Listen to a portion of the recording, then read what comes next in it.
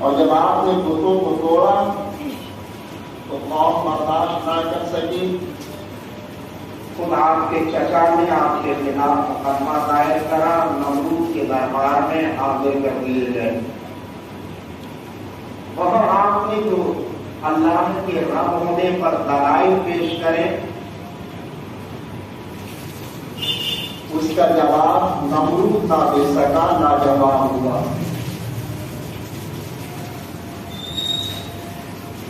نمرود وہ بادشاہ ہے جس کی حکومت ساری دنیا پر رہی.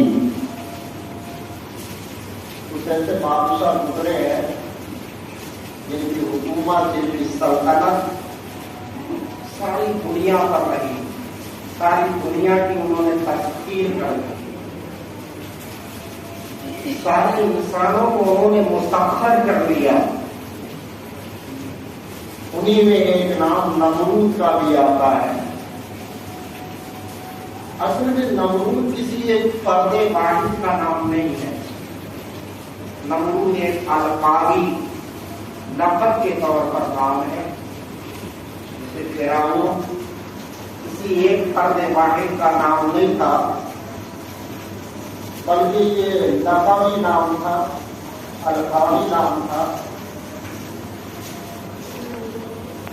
آپ نے اگر اسلامک ہسٹری پڑھی ہو اردو میں تو دو نام پڑے ہوں گے، قیصر و کسریٰ. روم کے اندر جو بادشاہ ہوتے تھے انہیں قیصر کہا جاتا تھا لقب کے طور پر، اور جو ایران کے اندر بادشاہ ہوتے تھے انہیں کسریٰ کہا جاتا تھا. یہ القابی نام تھا. ایسے ہی مصر کے اندر جو بادشاہ ہوتے تھے انہیں فرعون کہا جاتا تھا. فرعون کوئی ایک فرد کا نام نہیں ہے، 17 یا 18 مصر کے اندر ایسے بادشاہ گزرے ہیں جن کو فرعون کہا گیا.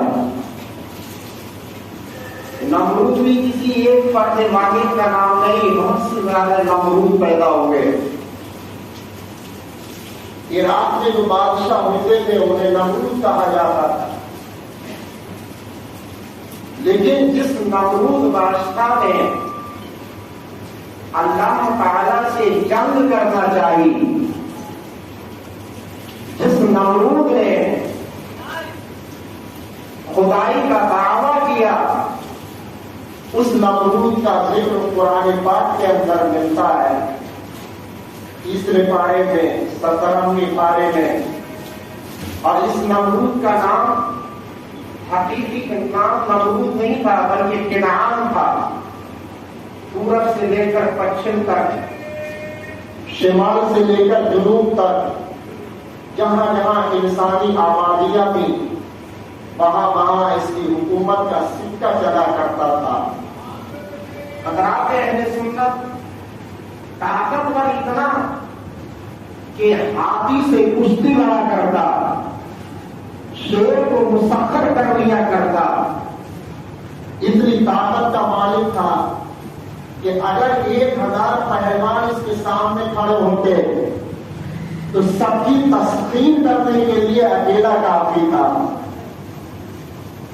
ایسی پاور رکھنے والا بادشاہ حضرت ابراہیم خلیل اللہ سے بحث کر رہا تھا کہ تمہارا رب کون ہے، اور آپ نے جب رب ہونے کی دلیل پیش کری تو نمرود کے جسم پر لرزہ طاری ہو گیا. سر سے لے کر پیر تک تمام بدن کانپنے لگا. اللہ نے اس کی اس کیفیت کو قرآن مقدس کے اندر بیان فرمایا. فَبُهِتَ الَّذِي كَفَرَ. حضرت ابراہیم خلیل اللہ کی دلیل کو سن کر کافر ڈر گیا. جس بادشاہ کی حکومت مشرق سے لے کر مغرب تک، شمال سے لے کر جنوب تک سارے انسان جس کے مسخر ہو، ساری جگہوں پر دنیا کے ہر ملک میں جس کی حکومت کا سکہ چلتا ہو، حضرت خلیل اللہ کے سامنے کھڑا ہو کر کانپ رہا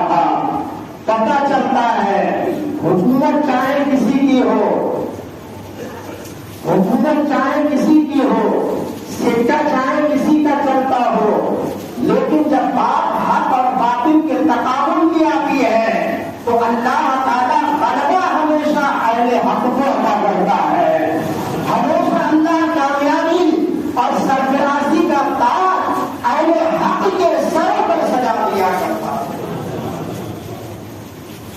رات نمود کون تھا؟